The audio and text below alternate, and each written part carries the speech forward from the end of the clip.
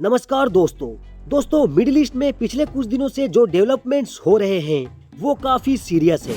America ने हाल के दिनों में इस रीजन में अपनी मिलिट्री प्रेजेंस को काफी तेजी से बढ़ाया है। यूएस ने कई एयरक्राफ्ट कैरियर्स, वॉरशिप्स और एडिशनल ट्रूप्स मिडिल ईस्ट की तरफ भेजे हैं, जिसके जवाब में ईरान की तरफ से एक बहुत स्ट्रॉन्ग स्टेटमेंट सामने आया है।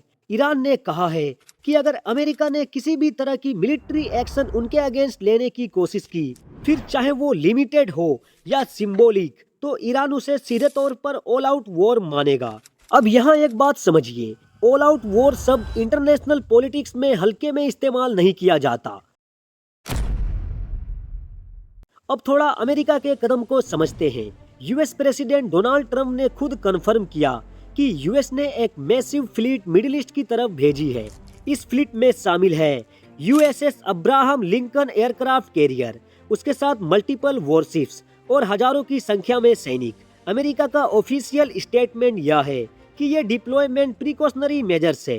तो अब सवाल यहाँ आता है, ईरान ने इतनी बड़ी भाषा क्यों इस्तेमाल की? ईरानी मिलिट्री ऑफिशियल्स का कहना है कि उनकी आर्म फोर्सेस हाई अलर्ट पर है। ईरान का साफ कहना है, अगर यूएस ने मध्य पूर्व इलाके में जबरदस्ती घुसपैठ करने की कोशिश की तो उनके ओर से जवाब लिमिटेड नहीं रहेगा।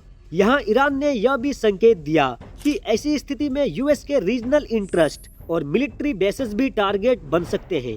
यह पॉइंट बहुत इम्पोर्टेंट है।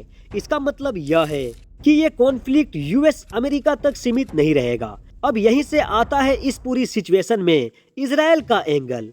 ईरान का इन दोनों कंट्रीज पर आरोप है कि यूएस और इजराइल मिडिल ईस्ट रीजन में इंस्टेबिलिटी बढ़ा रहे हैं। ईरानी रिवोल्यूशनरी गार्ड्स का कहना है कि अगर विदेशी ताकतों ने उनके इलाके में हस्तक्षेप किया तो मध्य पूर्व के कई हिस्से इस कॉन्फ्लिक्ट की चपेट में आ सकते हैं। Middle east already multiple proxy conflict से जूझ रहा है। ऐसे में एक और नया फ्रंट इस पूरे रीजन को डीएस्टेबलाइज कर सकता है। यहाँ एक और डायमेंशन समझना जरूरी है। ईरान इस वक्त ऑलरेडी डोमेस्टिक प्रेशर में है। देश के अंदर इकोनॉमिक क्राइसिस है, महंगाई 7वें आसमान तक जा चुकी है और प्रोटेस्ट अभी भी जोरों से चल रहे हैं। ह्यूमन राइट्स ग्रुप्स का दावा है कि हजारों लोग इन प्रोटेस्ट में मारे जा चुके हैं और 15,000 सिविलियंस को अरेस्ट भी किया गया है। हालांकि ईरान सरकार इन आंकड़ों से सहमत नहीं है। यहाँ ध्यान दीजिए, अक्सर जब किसी देश पर इंटरनल और एक्सटर्नल दोनों तरह के दबाव होते हैं तो उसकी विदेश नीति और ज्यादा अग्रेसिव हो जाती है। ईरान के केस में भी यही है। ईरान का मानना है कि उनकी इंटरनल इंस्टेबिलिटी के पीछे बाहरी ताकतों का हाथ है। कई ईरानियन लीडर्स खुलकर कह चुके हैं कि यूएस और उसके एलाइज इन प्रोटेस्ट का इस्तेमाल ईरान को कमजोर करने के लिए कर रहे हैं।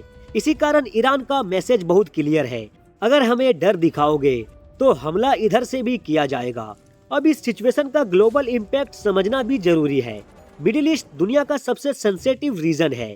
यहाँ पर किसी भी लेवल का कॉन्फ्लिक्ट सीधा असर डालता है तेल की कीमतों पर, ग्लोबल इकोनॉमी पर और इंटरनेशनल सिक्योरिटी पर। जियोपॉलिटिकल एक्सपर्ट्स का मानना है कि अगर ईरान यूएस एस्केलेशन हुआ तो कॉन्फ्लिक्ट तेजी से पूरी दुनिया को अपने चपेट में ले सकती है।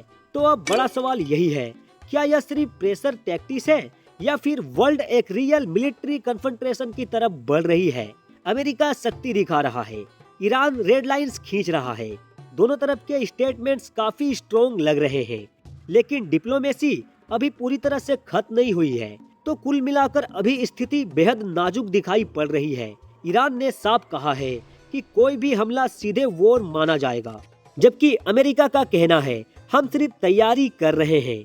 अब यह देखना होगा कि दोनों देशों के बीच की डिप्लोमेसी इस पूरे सिचुएशन को संभाल पाती है या नहीं, या फिर एक छोटी चिंगारी बड़ी कॉन्फ्लिक्ट में बदल जाती है।